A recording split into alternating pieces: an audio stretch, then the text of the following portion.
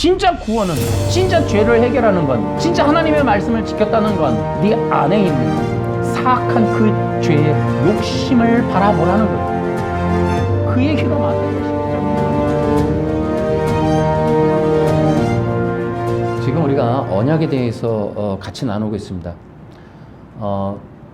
구약에서부터 이 모든 말씀이 기록되어 있는 내용들, 선지서라든지 또 뭐 창세기나 모든 것들이 알고 보면 그리스도에 대한 복음이다라는 것을 여러분 기억하셔야 돼요. 구약은 율법이고 신약은 뭐 이런 거 하면 안 돼요. 초대교회의 복음은 구약이었습니다. 우리 이제 와서 우리는 구약이 율법이다. 그러면 안 되는 거예요.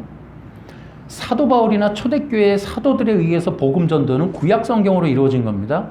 구약이 복음이에요, 여러분. 그래서 구약에서부터 그리스도가 계신 거예요. 그 내용을 공부하자고 언약을 알아보는 거예요.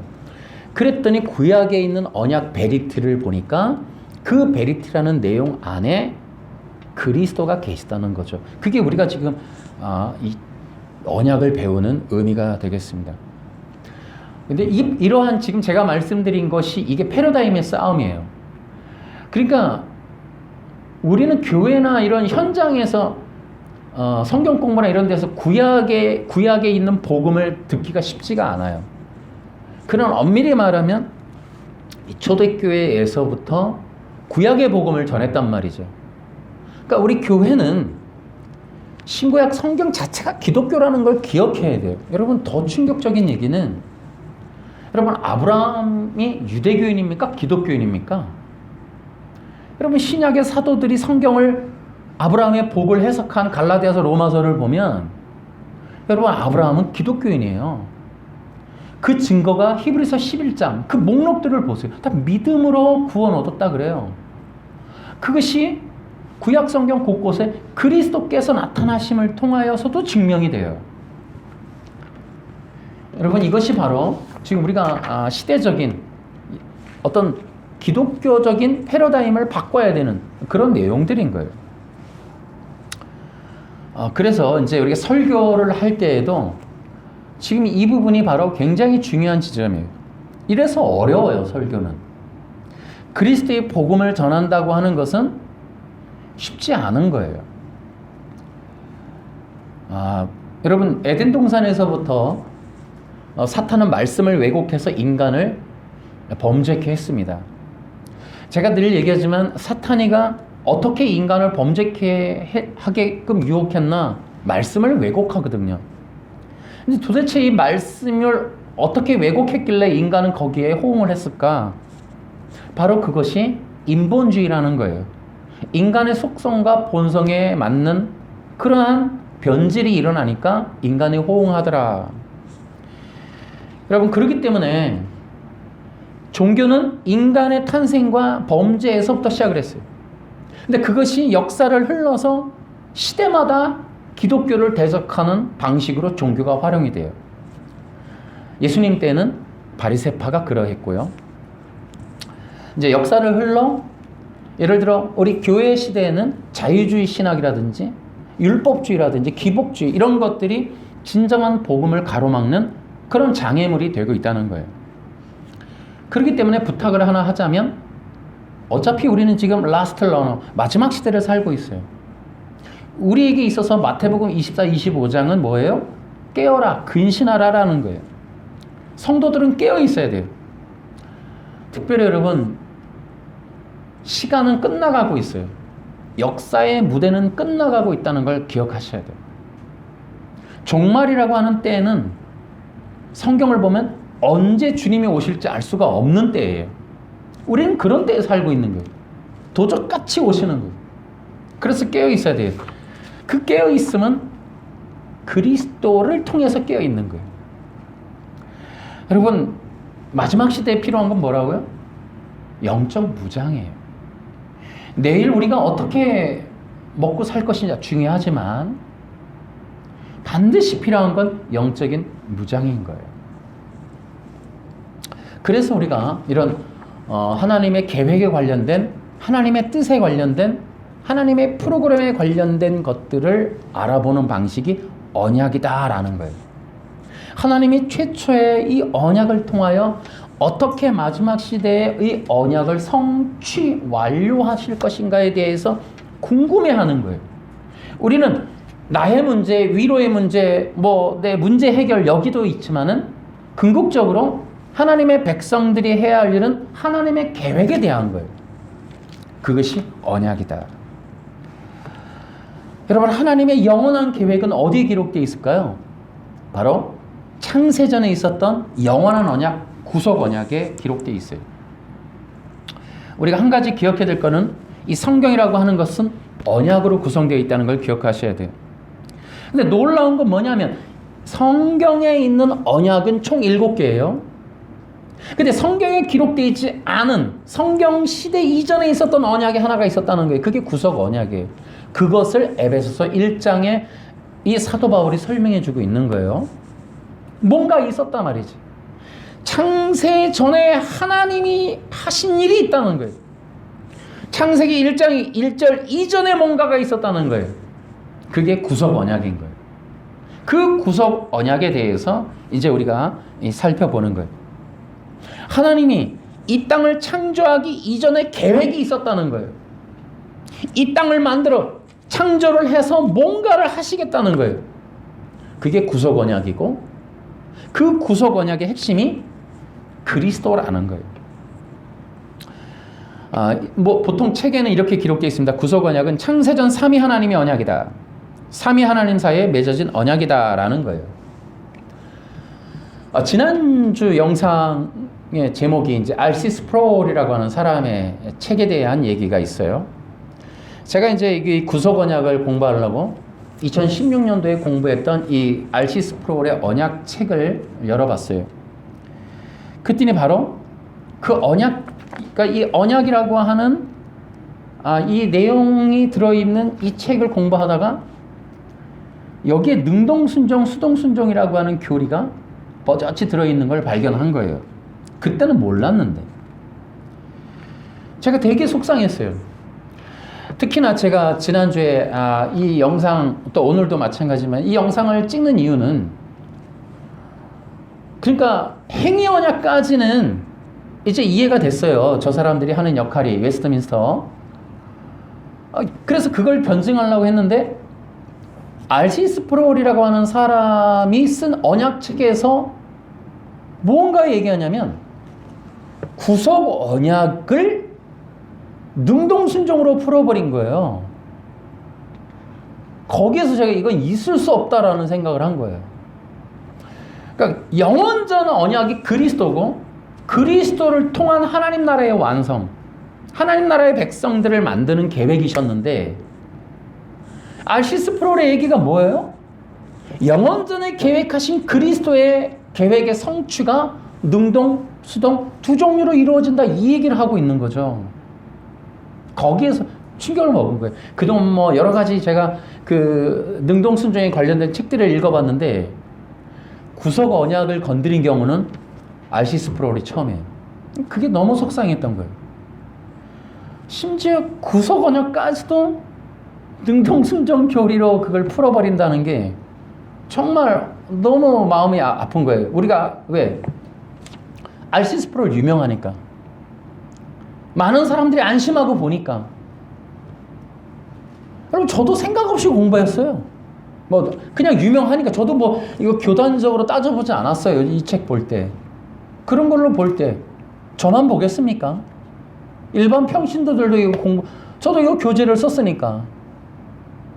너무나 많은 사람들이 그리스도의 사역이 능동순종과 수동순종으로 이루어진다라고 다 볼 거 아니에요. 여러분, 능동순종이 뭐예요? 예수님이 율법을 지켜서 의를 얻었다는 거 아닙니까? 그러니까 누구든지 다 그렇게 생각할 거 아니에요. R.C. 스프롤, 지난주에 얘기했던 얘기가 뭐예요? R.C. 스프롤이 여기서 뭐라 그래요? 예수님이 율법을 지켜서 의를 얻으셨다. 그 증거가 두 가지로 나타난다. 하나는 예수님이 할례를 받은 거, 또 하나는 세례 받은 거. 거 봐라! 율법을 지키셨다! 이렇게 얘기한단 말이에요. 근데 이제 저희 영상에 대해서도 댓글을 이제 달아주신 분이 계세요. 이런 분들도 지금 이 능동순종에 대해서 길길이 이제 분노하시는 거예요.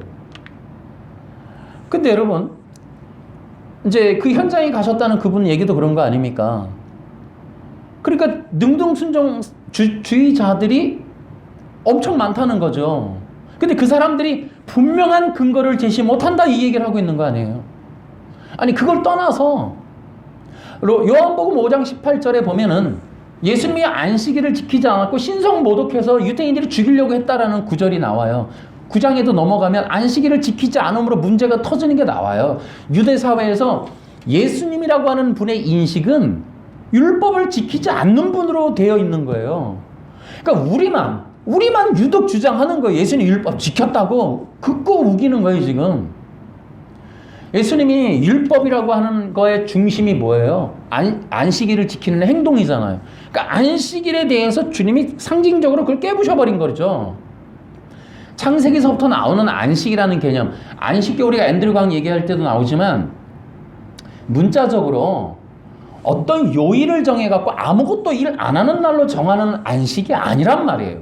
안식이라는 의미가 히브리서에 나오는 안식을 보면은 안식은 그런 의미를 갖고 있지 않아요. 근데 율법주의자들 뭐냐면 그 행동으로 아무것도 안 하는, 그냥 가만히 쉬어, 이 얘기거든요. 그러니까 예수님이 상징적으로 그 안식일을 깨면서 결국은 예수님이 율법을 안 지키는 분으로 인식이 된 거예요. 또 유대인들의 분노가 어디에서 또 치달아요. 가늠한 여인 돌로 치는 문제에서도 유대인들이 당황스러운 거예요. 예수님이라고 하는 선지자가 왔으면, 구세주가 왔고 그리스도라는 분이 왔으면 당연히 돌로 치라고 율법을 숭상해야지 그리스도가 왔는데, 근데 돌로 치지 말라는 거죠. 당황스러운 거예요. 유대 율법주의자들은 도대체 우리 보러 율법을 어기라는 거야, 지키라는 거야? 여러분, 이 갈등에서 기독교인이 어느 입장을 서야 돼요? 그뿐입니까? 마태복음은 또 어떻고? 그런 얘기 하려 치면 우리가 뭐 진짜 엄청나게 이제 앞으로 많이 하겠지만은 이 능동순종에 대해서 스포로로 얘기한 게 너무 답답해서 제가 그 얘기를 한 거예요. 그래서 거기에 보면은, 여기 보면 또 무슨 얘기가 나와요? 예수님이 첫째 아담이 못한 순종을 했다. 그 내용이 로마서 5장 19절이고, 그래서 첫째 아담은 불순종했고 두 번째 아담이 와서 순종했다. 거 봐라. 예수님이 율법을 지켰다 이 말이에요. 첫째 아담은 율법을 못 지켰는데 둘째 아담은 율법을 지켜서 순종했다. 능동순종을 주장을 하고 있는 거예요. 제가 오늘 그 얘기를 좀 하려고 하는 거예요. 그래서 둘째 아담에 대해서 이제 좀 설명을 좀 해줘야겠다. 둘째 아담의 순종에 대해서 로마서 5장 19절을 신학교와 신학자들과 큰 세력이 동원해서 김세윤 박사가 세계적인 석학이 구원의 취소를 주장하면서 고린도전서 9장, 거봐라 구원이 취소될까봐 내 몸을 친다고 하지 않냐. 고린도전서 9장을 세계적인 석학이 문자 해석할 줄 누가 알았냐고. 이걸 세계적인 석학의 수준이 문자 해석밖에 안 되는, 그게 더 놀라운 거예요. 구원의 취소를 주장한 것보다.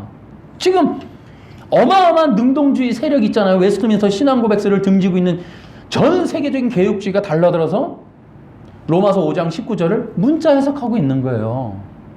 문자적 해석. 그게 더 당황스러워요. 그걸 그렇게밖에 해석을 안 하나. 어쨌든 그만큼 이 구속 언약이라고 하는 것이 중요한데, 그걸 능동순종이 이용해서 변질시킬 줄 정말 몰랐어요. 바로 딴 사람 책에서는 그 얘기가 안 나왔는데 스프롤 책에서 이 구속 언약을 왜곡하는 걸 제가 처음 본 거예요. 와, 이게 이렇게까지 하는구나, 이 사람들이. 그래서 이제 이 구속 언약에 대한 이해가 전혀 안 돼 있다라는 생각을 하게 됐고요. 그 다음에 이제 이 그리스도의 능동순종이 무엇을 의미하는지를 자기들이 도대체 모르는 게 아닌가, 이런 생각도 하게 되었습니다. 여러분, 구속 언약은 영원전 하나님에 의해서 체결된 거예요. 그리고 그 영원한 언약이 이제 창세전에 있었던 그 그리스도를 통한 하나님 나라의 완성을 계획하신 걸 창조를 통해서 이제 시작을 하시는 거예요. 창조가 물건 만드는 게 아니라 그리스도였다라는 이 진리. 그리고 창세기에서부터 하나님의 구속 언약의 계시가 시작되므로 에덴 동산과 천지 만물의 창조가 그리스도의 형상이었다는 것. 그 그리스도의 형상이 온 만물을 뒤덮었고 그 그리스도에 대한 하나님의 계획이 만물을 통해 드러났어요. 그때 이제 선악과 언약이 등장을 해요. 그 선악과 언약은 창세기 이전에 있었던 구속 언약의 첫 번째 인간에게 나타나는 계시예요. 그 계시를 창세기 2장 17절에서 하고 있는 거죠.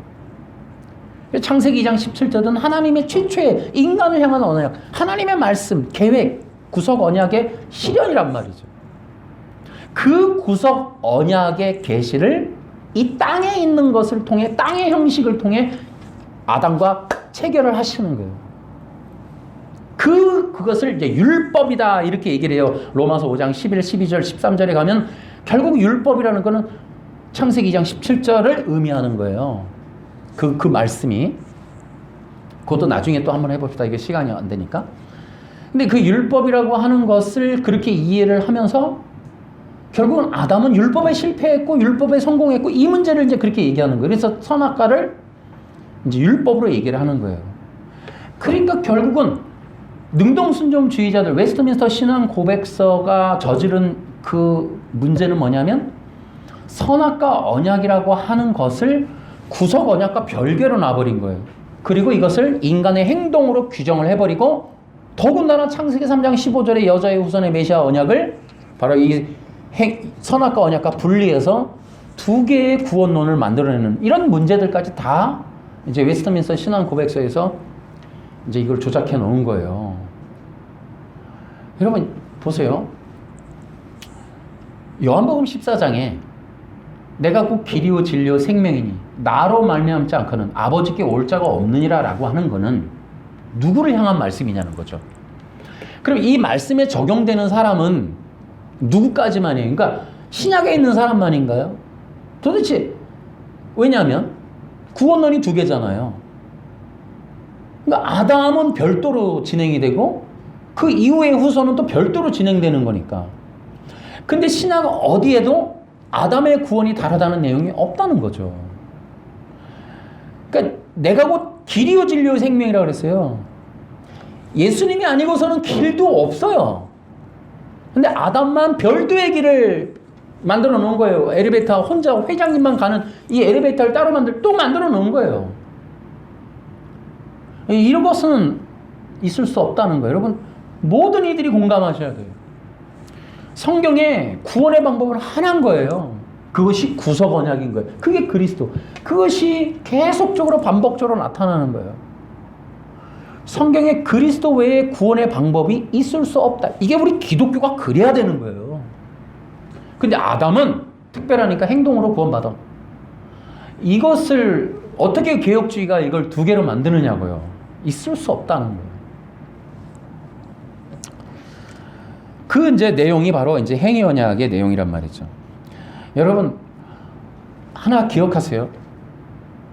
지금 제가 이렇게 말씀을 드리는 이 구원의 방법, 구원론에 대한 이야기는 오늘만 있는 게 아니에요. 역사적으로 계속 이어져 왔어요. 너무 중요하니까. 인간이 구원받을 수 있는 방법이 너무 중요하니까. 기독교의 존재 이유가 뭐예요? 구원이에요, 구원. 예수님의 이름이 뭐예요? 뜻이 구원이에요. 여호와가 뜻이 구원이에요. 하나님 당신이 구원이시라니까요. 기독교에서 이 구원 빼놓고 더 이상 뭘 말할 거예요? 너무 중요한 거예요. 그러면 뭐가 중요해요? 구원의 방법. 그래서 이제 로마서 3장에 가니까 믿음의 원리에 의해서만 구원받는다. 그거 나오잖아요. 계속적으로 그 진리가 반복되는 거예요. 그런데 역사적으로 구원의 방법은 두 가지로 나타나요. 항상. 창세기 이래로 아니다. 예수님 말고 다른 방법이 있다. 끊임없이 얘기하는 거예요. 그래서 예수님에 대한 구원의 방법을 없애버리고 구원의 길을 막기 위해서 이 예수님을 직간접적으로 공격해요. 직접적으로는 핍박해서 죽이고 간접적으로는 예수님의 복음을 없애버리는 거예요. 이것을 계속적으로 이제 역사가 해오는데 누가 이거를 조작해 올까요? 바로 인본주의와 율법주의 세력이에요. 이들이 계속적으로 이제 만들어내. 어떻게 해요? 교리적으로, 신학적으로. 그런 일들을 만들어낸다는 거예요. 그것이 오늘날에 이르러서 이제 구원의 시소 알미니안들이 이제 청교도들과 싸웠고 지금에 와서는 우리가 이제 너무 당황스러운 거예요. 안식교? 이거 뭐 너무 가볍게 이겨낼 수 있지만은 기독교 안에서 거대한 세력으로 공인된 단체에서 이 능동순종이라는 교리를 버젓이 이거를 퍼뜨리고 있다는 거죠. 이것이 바로 오늘날의 우리들의 문제인 거예요. 교리적으로 신학적으로 이 구원론에 대한 공격. 근데 너무나 웃기는 건 능동순종은 1세기 예수님 당시에 바리새인 유대인들의 주장과 너무도 똑같은데 정통 교리가 되어 있다는 거. 이게 당황스러운 거예요, 이게. 율법주의자들의 주장이 오늘날 기독교의 주장이 되어 있는 거예요. 의인은 율법으로 얻는다. 이 바리새인들의 주장이 개혁주의 신학이에요. 개혁주의 구원론이라고요. 율법으로 의를 얻는다. 여러분, 율법이나 계명으로 구원을 얻을 수 없습니다. 이건 확실한 거예요. 여러분들도 기억하셔야 돼요. 나중에 미혹당할 수 있으니까 다시 한번요. 율법이나 계명으로는 의를 못 얻어요. 구원도 안 돼요. 이거는 여러분들이 장착을 하셔야 돼요. 어떤 누가 와서 흔들어도 예수님 외에 의가 없는 거예요. 자, 근데 여기서 이제 문제가 터지죠. 그 사람들도 여기서는 가만히 있겠죠. 근데 우리가 예수님을 통해 의를 얻는데 예수님이 율법으로 의를 얻으셨다고 이제 이거를 이제 얘기한단 말이죠. 근데 이렇게 이제 우리 기독교 안에서 이런 오해들이 왜 생기는고 하면은 첫 번째는요. 제가 계속적으로 설교 시리즈 해왔지만 능동순종이나 구원의 취소나 안식일 개통 사람들의 동일한 공통점이 뭐냐면 율법의 이해가 안 돼 있는 거예요. 그러니까 율법이라고 하는 걸 동일해요. 능동순종도 안식일도 구원의 취소도 알미니안도 똑같아요. 뭐냐면 행동으로 보는 거예요. 행동. 안식일을 토요일날 교회 가서 앉아있는 거, 주일날 교회 가서 11시에 가서 예배 드리는 거, 이게 율법이다. 이렇게 이걸 갖고 있는 거예요. 근데 이렇게 되어 있는 이유가 웨스트민스터 신앙 고백서라니까요. 1647년에 영국의 의회에서 만든 성공회에서 만든 웨스트민스터 신앙 고백서가 우리 지금 모르겠어요. 세계는 우리 한국의 기독교 정통 보수 신학하는 교회와 신학교가 웨스트민스터 신앙 고백서를 아주 그냥 무슨 결연하게 이렇게 지키고 있다는 거예요. 실제로 알고 보면 되게 웃기는 건데 그게 영국 성공회가 만든 건데 킹제임스 만드는 그 과정도 읽어보면 웨스트민스터 신앙 고백서 만드는 게 이렇게 대단해 보이지 않아요. 무슨 전략도 있는 것처럼 이게 여러분 그 역사를 읽어보면 의심스러운 대목들이 있다니까요. 그건 나중에 또 하기로 하고요. 어쨌든 이들의 문제점은 율법을 행동으로 보는 거예요. 그러니까 율법의 이해가 안 돼 있는 거예요. 이게 누구처럼? 예수님처럼, 사도 바울처럼 마태복음이나 로마서와 같은 이해를 하지 않아요. 그것도 당황스러운 거예요. 개혁주의가 아니 안식일이나 알미니아는 그렇다 쳐요. 개혁주의가 율법을 문자로 본다니까요. 그러니까 여러분들도 그거 아멘하고 세례 받으셨을 거예요. 아마 여러분 교인의 두 가지 의무는 주일 성수 11조 어디에 기록되어 있는 거예요? 성경에? 능동순종의 가장 큰 문제가 뭐냐면 인간의 죄에 대한 해석이에요. 그러니까 웨스트민스터 신앙고백서가 어쨌든 간에 이제 그 신학교와 교회 목사님들에게 전달되어지면서 행동행위로 이제 이렇게 되었단 말이죠. 그러니까 이런 해석이 개혁주의에 일관된 입장이다 보니까 이게 이제 일반적으로 사람들이 계속해서 행동적인 규범, 규칙, 어떤 기준 이런 걸로 율법을 이해한단 말이에요. 그러니까 율법을 지키는 것이 신앙생활이라고 하는 생각을 선입견을 갖도록 만들어 놓은 것이 바로 이런 개혁주의 신학의 잘못된 부분이다. 그래서 이 죄의 문제도 율법에 대한 불순종이 되어짐으로 인해서 문제가 하나가 발생을 해요. 이게 뭐냐 하면은 죄라고 하는 내용에 대한 규정이 없어져 버렸어요. 다시요. 죄가 뭔지를 모르게 된 거예요. 실제적으로 죄라고 하는 것은 선악과를 먹은 행동이 아니라 먹기 이전에 있었던 인간의 불의함이에요. 그 불의함의 내용이 뭐냐? 인간이 신이 되려고 하는 거예요. 신적인 존재가 되려고 하는 거예요. 내가 하나님이 되려고 하는 거예요. 이게 인간의 죄예요. 그래서 그래서 이제 신약 성경에 보면 사도들이 교만이라고 하는 내용도 쓰는 게 이게 바로 교만이라고 하는 거예요. 그러니까 사도들이 계속해서 얘기했던 죄라고 하는 목록은 바로 이런 부분인 거예요. 인간이 신이 되려고 했던 그 근원적인 불의함. 이게 문제라는 거예요. 근데요, 행위 언약으로 가버리면 율법이라고 하는 규정이 돼버려요. 그러면 뭐가 되냐면 구원받은 성도들이 해야 될 첫 번째 의무가 교회 가는 거예요. 주일날. 그게 뭐예요? 안식일을 지키는 거예요. 그게 올바른 신앙생활, 율법을 지키는 거라는 의식을 갖게 된 거예요. 그러니까 기독교 신앙이 예수 믿고 나면 뭐 해야 된다? 십계명을 지키는 걸로 가버리는 거예요. 이게 문제라는 거예요.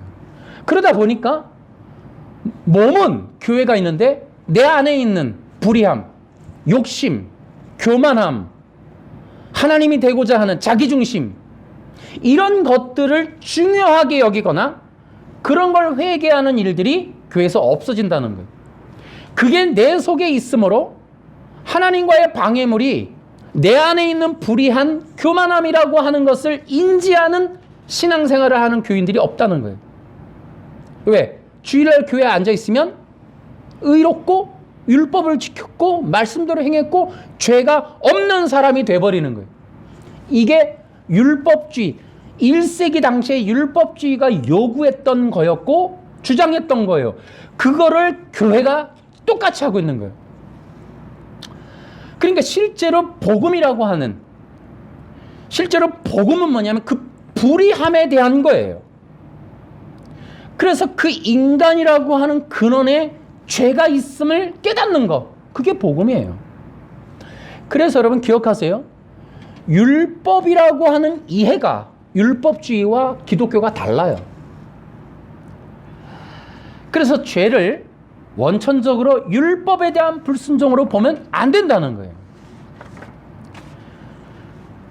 인간이라고 하는 그 인간의 근원적인 죄가 교만함, 하나님이 되려고 했던 것이라는 사실을 기억하는 것, 그것이 바로 복음이에요. 복음. 여러분 이어서 그냥 한번 말씀을 드려보겠습니다. 율법이라고 하는 내용에 대해서 그냥 말씀을 드려볼게요. 여러분 마태복음에 나와 있듯이 예수님이 말하는 율법은 행동행위가 아니에요.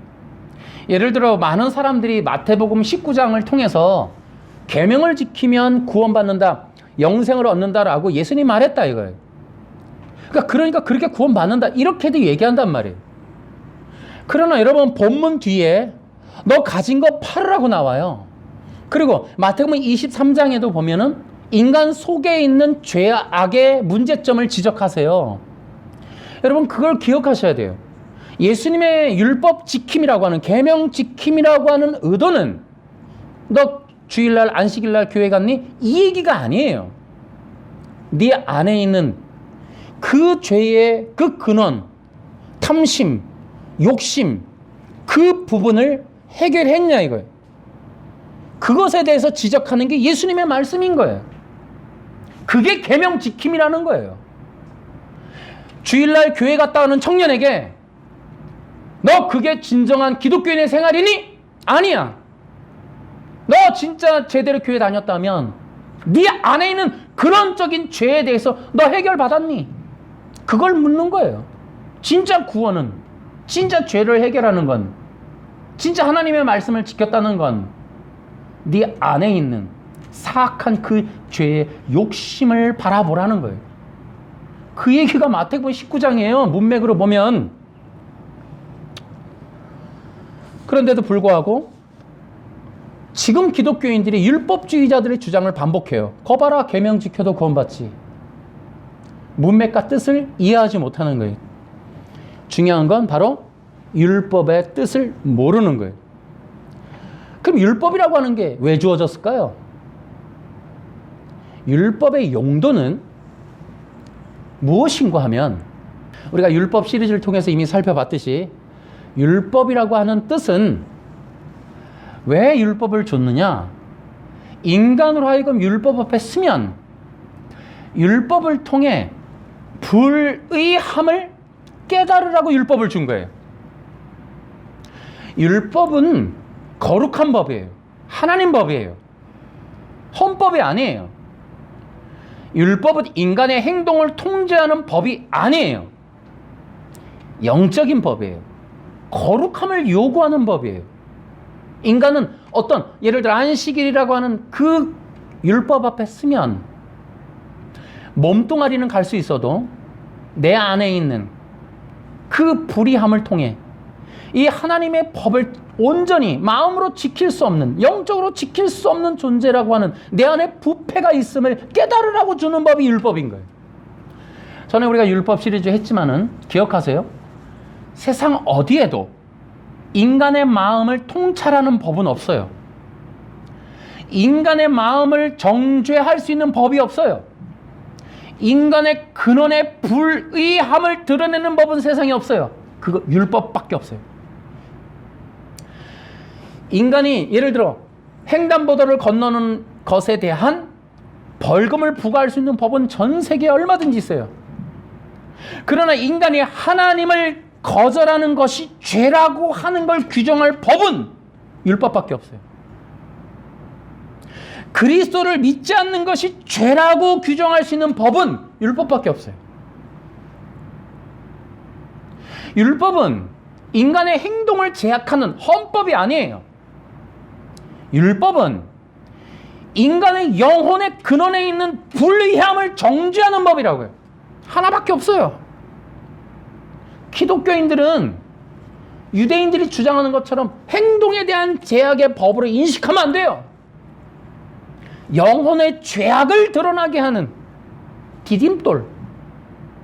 인간은 율법 앞에 서서 나는 불의해, 나는 온전히 저 율법 앞에서 의롭지 않아 라고 하는 걸 깨닫는 거예요. 그게 다예요. 그럼 인간은 거기서 깨닫는 거예요. 이 불의함, 근원적으로 뿌리에서부터 율법의 거룩함에 이룰 수 없는 이 뿌리의 문제를 어떻게 할꼬? 인간의 힘으로 안 되는데. 그래서 어떻게 해요? 왕의 도움을 구하는 거예요. 이 불의함을 해결하고 하나님 앞에 설 수 있는 이 방법은 무엇일꼬? 이걸 고민하게 하는 게 율법이에요. 그러고 나면 이 못된 이 불의함은 뜯어버서 없애버려야 된단 말이에요. 새롭게 나지 않으면 안 된다. 그래서 하나님이 구속 언약으로 계획한 그리스도 밖에는 내가 하나님 앞에 의롭게 설 수 있는 방법이 없구나라는 거예요. 그걸 깨닫는 게 율법이라고. 그게 예수님의 뜻이고 사도 바울의 뜻이에요. 그러니까 여러분 기억하셔야 돼요. 이거는 원론적인 거고 성령의 역사에서 여러분들이 신앙생활에서 적용하는 건 굉장히 이거는 은혜로운 거예요. 우리는 하나님 앞에, 예배 앞에, 기도 앞에, 성경 앞에 우리는 우리의 불의를 느끼는 거예요. 다시요. 교회에 가면 내가 대단히 의롭다라는 걸 느끼라고 교회 보낸 거 아니에요, 하나님이. 그걸 느끼는 게 아니에요. 여러분, 자기가 자기중심이 돼서 자기의 의로움을 찾는 순간 우리는요, 남 위에 서는 거예요. 율법주의자가 된다니까요. 비판, 정죄, 심판을 해버려요. 기독교인은 주님이 부르시는 그날까지 절대로 내가 율법을 통해 나는 의로워라고 느끼면 안 되는 거예요. 그래서 죄인 중에 괴수라는 말을 마지막 날까지, 마지막 순간까지 해야 돼요. 율법으로 나는 죄가 없어, 나는 그래서 예배 잘 드려서 복 받아서, 뭐 이런 의식을 갖는 것만큼 두려운 게 없는 거예요. 그러니까 내가 신앙생활 되게 잘했으니까 장로가 됐고, 장로가 돼 있기 때문에 남들에게 권위를 받고 안 된단 말이에요. 안 된단 말이에요. 기독교는 그런 게 아니에요. 사도 바울 끝까지 나는 죄인 중에 괴수로다를 끝까지 하는, 끝까지.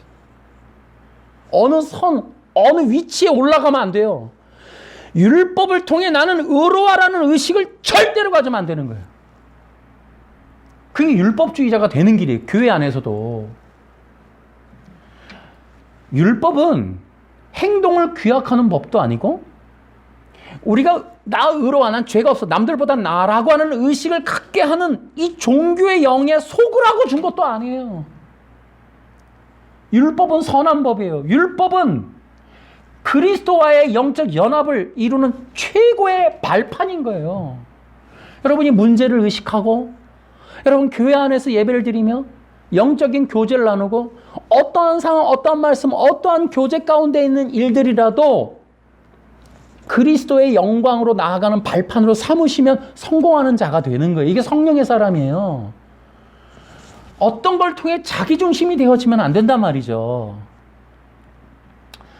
가장 가슴 아픈 건 뭐냐면은, 기독교가 만들어 놓는 게 바로 이런 함정이에요. 함정. 종교의 영. 사람들로 하여금 직분 중심, 권위 중심, 권력 중심, 세력 중심으로 교회 생활을 하도록 만들어요. 교회가 10년만 넘어가도 교회가 이제 부패하기 시작하는 건 그렇게 종교 의식으로 꽉 찬 사람들이 많아지는 거예요. 여러분 기억하세요. 한국 교회 소멸됩니다. 여러분 지금 다시 기독교 신문들 보면은 부흥하고 쎄라고 막 하자 그러잖아요. 안 돼요. 여러분 세속의 문화는 지금 뭘 요구합니까? 뭐라고 여러분 교회를 지탄합니까? 위선, 외식, 장로인데, 목사인데, 기독교인인데, 목사 딸인데, 목사 아들인데, 마약쟁이, 거짓말쟁이, 사기꾼, 살인자, 음모론자, 전부 그렇게 나와요. 속에 있는 기독교의 안식일날 교회 간 11시 예배 20년 드린 성도 속이 뱀의 소굴이라는 걸 영화나 드라마가 고발하고 있는 거예요. 율법으로 꽉 찬, 심판 정죄하는 율법 의식으로 꽉 찬 대한민국의 기독교를 한국의 문화가 고발하고 있는 거예요. 사람들로부터 버림받고 있다고요. 소멸된다니까요. 이 율법을 버리지 않는 한, 율법주의에 쩌들은 대한민국 기독교가 변화되지 않는 한 소멸됩니다. 한국의 국민들이 대한민국 기독교를 보며 외식, 위선 상징으로 본다니까요. 우리 속에 있는 뱀의 소굴을 해결하지 못한 채로 거룩하다, 착하다, 유명하다 이런 이름으로, 여러분 기독교 TV 같은 거 보시면 설교가 나와요. 기독교 TV를 보시면 카메라가 이렇게 돌아가는 교회들이 대부분 커요. 그죠? 카메라가 어디를 향하여? 청중들을 향하죠. 군중이 많은 모습, 열광하는 찬양의 모습, 그리고 또 회중석에 앉아있는 유명한 사람들의 얼굴을 비춰줘요. 많은 사람들이 생각하죠. 와, 저기 교회 저 사람 다니네? 와, 저기 유명한 사람, 부자들 많네? 여러분, 그래요. 그런데, 여러분, 교회가 그런 사람들이 모이는 곳인가요? 그게 잘 되는 교회인가요? 그게 기독교인가요? 죄인들과 부족한들, 가난한 사람들, 없는 사람들, 연약한 사람들이 있으면 안 되나요? 카메라가 그런 사람들 비추면 저 교회는 갈 만한 곳이 아니네라고 지탄 듣는 게 두려운가요? 우리는 이런 외식과 여러분 세상 사람들이 볼 때 그 기독교를 온전하게 볼 수 있을 것 같으세요? 이런 생각 안 드세요? 내가 갈 만한 교회라고 생각하십니까? 오히려 문턱이 높다고 생각하지 않을까요? 그곳에 가서 어울릴 수 있을 것 같으세요? 쉽지 않아요. 유명한 사람들을 클로즈업 해갖고 보여주는 그 의도가 뭘까요, 여러분? 기독교는 이렇게 자기중심적인 자기만의 그들만의 리그예요. 1,000만 명이 좀 줄어갖고 몇십만 명이 됐는지 모르겠지만 대한민국 5천만이 볼 때는 그들만의 리그인 거예요. 너무 잘 사는, 성격 좋은, 배경 좋은, 조건이 좋았던, 착하고 나름대로 괜찮은 사람들의 모임으로 인식은 되겠지만 그들만의 리그가 되는 거예요. 구원은 부자들이 교회 나가서 이런 어떤 어울리는 어떤 커뮤니티밖에는 역할을 못한다는 거예요. 대한민국 기독교의 위기는 위선과 외식이에요. 이 근원에는 대한민국 기독교가 성전 짓기 위해서 뿌려놓은 율법주의, 이 뿌리를 지탱하고 있는 웨스트민스터 신앙 고백서, 그리고 이걸 기반으로 신학교, 그걸 기반으로 목회 박사들, 이런 시스템이 결국은 대한민국 기독교의 엄청난 부패의 고리가 되고 있다는 거죠. 물론 다 그렇다는 건 아니에요.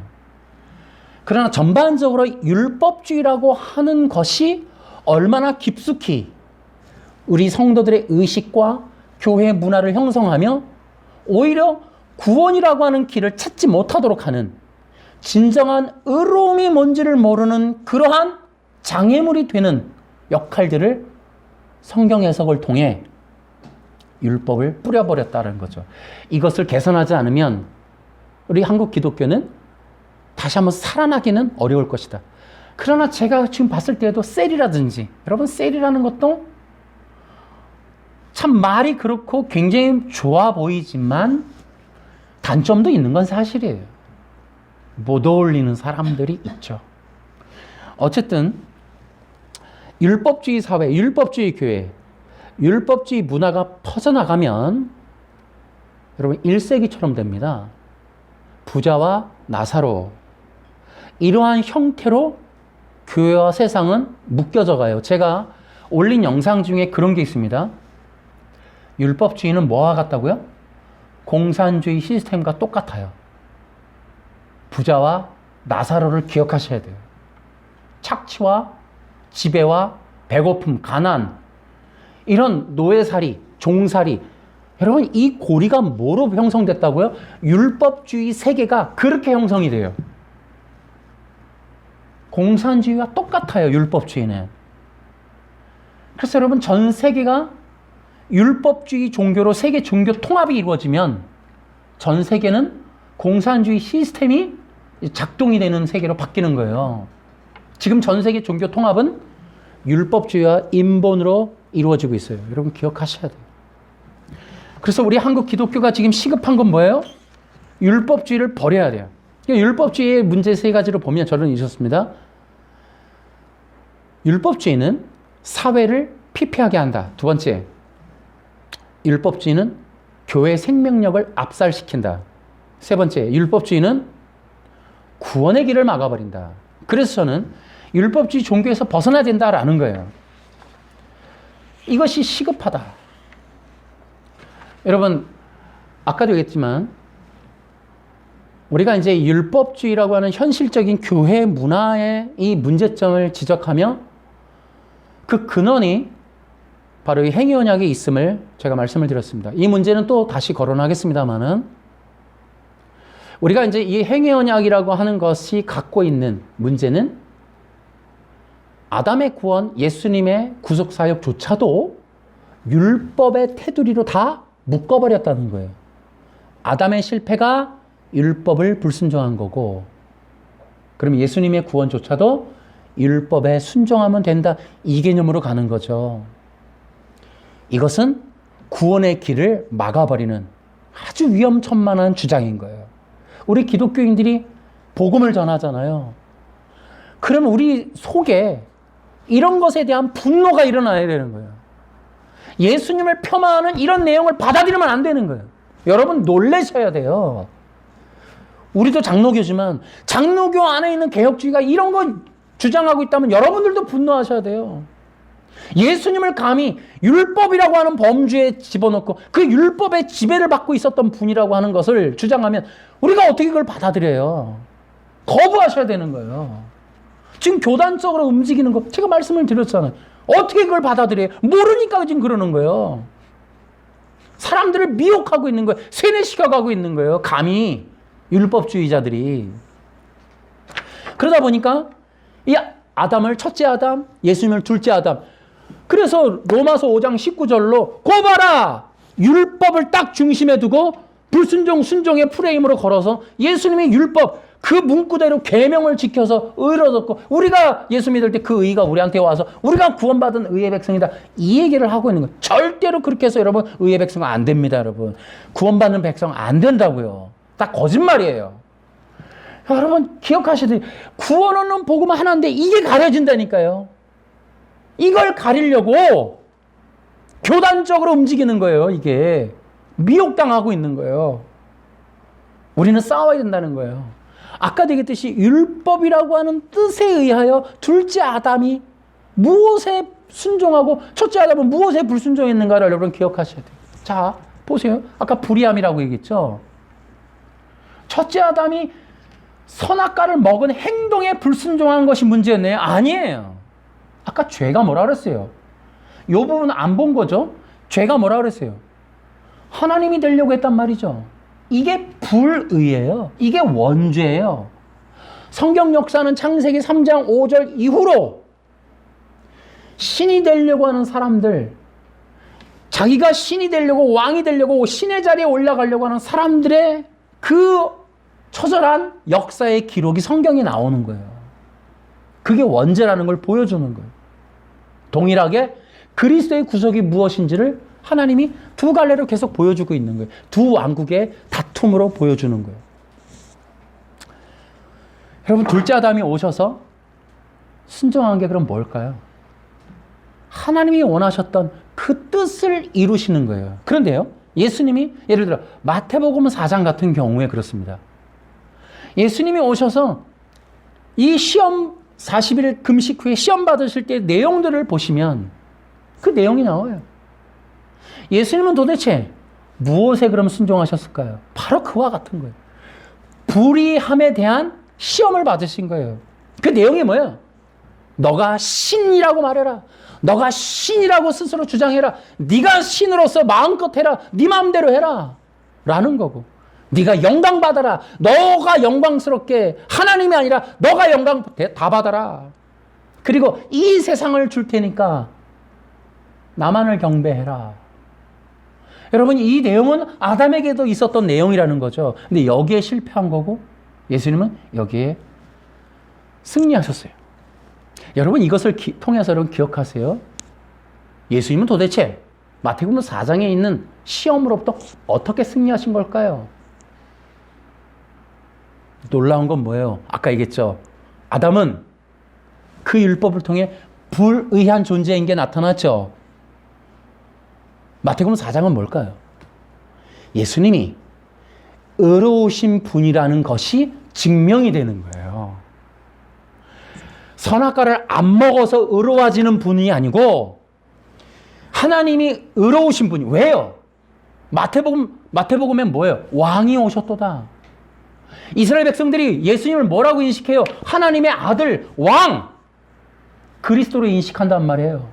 예수님이 사역 시작 초기에 이제 계시되면서 믿음을 갖게 될 때 사람들로 하여금 왜 믿어야 할지를 보여주는 거죠. 뭐요? 의로운 분이심을. 왜? 그러니까 그게 그리스도의 상징인 거예요. 그리스도의 뜻인 거예요. 그래서 시험산에서 뭐예요? 내가 하나님의 아들로서 온 구원자다라는 걸 증명하고 계시하는 게 그 시험산이에요. 그 시험을 통해 뭐? 의로운 분임을 드러내는 거예요. 이해하시겠어요? 다시요. 율법을 통해 의를 얻는 게 아니고 의로우신 하나님의 아들임을, 왕임을 증명하신 거라고요. 이해하시겠습니까? 아멘? 속으면 안 돼요. 이거를 신학이 왜곡하고 있는 거예요. 다시요. 예수님은 율법으로 의를 얻어서 그때 의인이 된 거 아니에요. 그러면 그전에는 죄인이라는 거예요? 말도 안 되는 소리를 하고 있어요. 여러분, 예수님은 당신이 왕이시고 구원자이시고 하나님의 아들이심을 그런 시험을 통해 증명하시는 거예요. 내가 의로운 하나님의 아들이심을 보여주고 증명하고 계시한 거예요. 아멘. 의를 추후에, 이 땅에서 추후에 의를 얻은 게 아니라 의로우신 분이심을, 하나님으로부터 온 그 예수님이, 하나님의 본체이신 예수님이 하나님과 같이 의로운 분임을 증명하는 거예요. 의를 얻으셔야 될 필요가 없고 율법을 지켜 의를 얻어야 될 만큼의 죄인도 아니시란 말이에요. 하나님의 아들은 완전한 분이세요. 아멘. 그러나 구속 언약, 삼위 하나님의 언약에 의하여 하나님의 아들로서 성자 하나님으로 이 땅에 오셔서 그 구속 언약을 이루시며 순종하시며 그 구속 언약을 성취하시는 사역으로서 모든 걸 하나님의 영광으로, 하나님의 말씀으로 하나님을 아버지라 부르며 그 올바른 의로운 관계, 의의 모습을 보여주신다 이 말이에요. 그게 요한복음. 이렇게 능동순종이 주장하는 것처럼 둘째 아담은 선악과를 안 먹어서 의로워진 게 아니고 첫째 아담은 먹어서 불의한 게 아니고 그렇게 첫째 아담, 둘째 아담을 보면 안 된다. 둘째 아담이신 예수님은 그 의로우신 분이기 때문에 그 구속 언약에 순종하심으로 그 말씀을 이루심으로 당신이 구세주이시고 하나님의 아들이시기에 구원의 그런 길을 여실 수 있는 분임을 드러내는 거예요. 그래서 우리는 이 로마서나 마태복음을 읽는 독자들이 어떻게 해요? 예수님을 믿을 수 있도록. 예수님을 믿고 내가 예수님이 하나님이 보낸다는 구원자가 맞구나. 그분이 바로 하나님의 본체이시고 빛이시고 세상 죄를 지고 온 하나님의 어린 양이심을 믿고 구원받을 수 있는 그러한 대상이라는 분명한 신앙의 의식을 갖도록 예수님이 많은 사람들의 의심을 갖는 상황 속에서 하나님의 아들이심을 증명하는 거예요. 순종하심으로. 아멘. 의로우신 분임을 드러내는 거예요. 순종을 통해 의를 얻어내는 게 아니고 그것이 바로 예수 그리스도의 사역이셨다.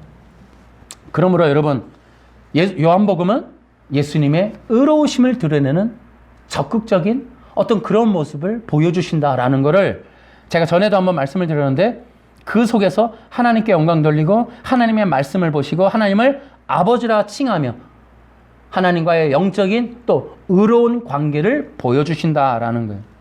여러분 기억하세요. 열매를 먹는 행동이 문제가 아니에요. 인간 속에 있는 불의함이 문제다라는 것을 기억하셔야 돼요. 그렇기 때문에 이제 그 능동순종이 주장하는 그러한 거짓말, 율법주의의 프레임에 속으면 안 돼요. 그러면 여러분들과 나의 신앙생활은 그때서부터 이제 외식과 가식으로 바뀌어버려요. 그래서 우리 속에서 생명력은 죽어지고 흠없는 태도와 어떤 행위의 중심으로 신앙을 갖게 되면 내 속에 있는 죄의 문제를 해결하지 못해요. 온전히 예배와 신앙은 이 몸 이대로 그리스도 앞에 나아가는 거예요. 그래서 우리의 신앙은 그리스도와 영적인 연합을 이루어 우리 속에 불의함을 그리스도를 통해 해결하는 그런 것이 기독교 신앙이 되어야 돼요. 교회는 내가 무흠하다는 걸 증명하는 곳이 아니에요. 교회는 죄인이라고 생각하는 사람들이 오는 거예요. 깨어진 자가 오는 거예요. 낮아진 자가 오는 거예요. 그리고 어떻게 해요? 나는 그리스도가 아니면 살 수 없어라고 고백을 하는 거예요. 예배를 통해 뭐예요? 성령 안에서 그리스도의 생명을 먹고 마시는 거예요. 그리스도의 의를 먹고 마시는 거예요. 그리스도의 말씀을 먹고 마시고 그리스도의 생명 안에 연합하는 거예요. 그게 예배인 거예요.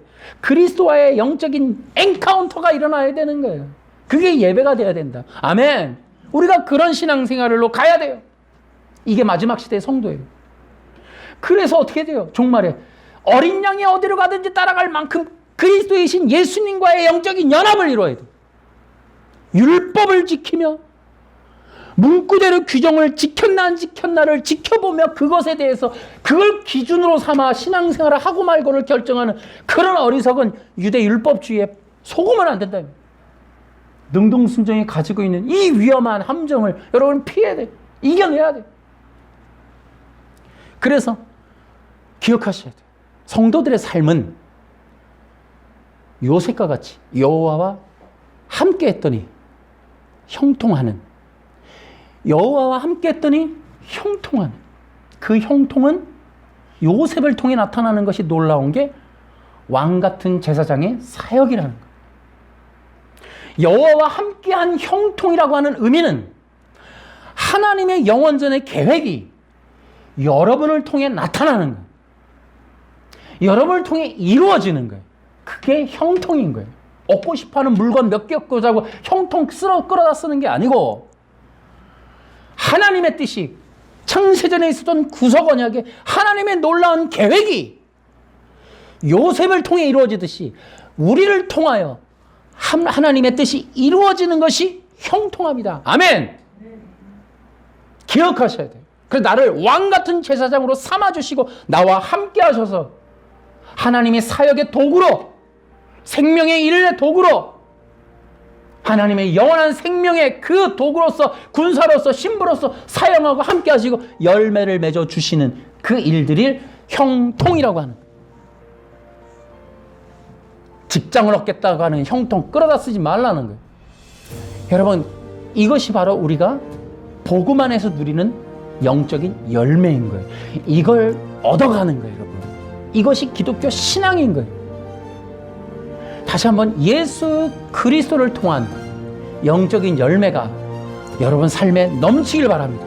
그것을 형통이라 했고, 그 형통은 하나님의 계획이, 영원전 계획이 그 사람과 그 무리와 그 공동체를 통해 펼쳐지고 나타나고 완성되어지는 것, 그것이 형통합니다.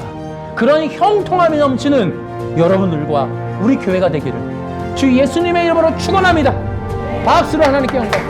하나님 감사합니다. 오늘 이러한 하나님의 말씀을 통해서 능동순종과 행위 언약에 갖고 있는 이 율법주의의 전략을 다시 한번 우리가 살펴보며 마지막 시대에 수많은 사람들의 영혼과 구원의 길을 가로막을 수 있는 이 영적인 위험한 세력, 능동주의 세력을 막을 수 있도록 도와주시옵소서. 오직 예수 그리스도의 복음, 예수 그리스도만이 우리의 주인이시고 구원자이심을 믿고 완전한 구원에 이를 수 있는 그런 성도들이 될 수 있도록 도와주시고, 그렇게 그리스도를 중심으로 성령 안에서 이거진 성도들을 통하여 하나님의 영원전 구속 계획이 이루어지는 형통함을 누리는 진정한 마지막 시대의 성도들과 교회가 될 수 있도록 우리 주님 인도하여 주시옵소서.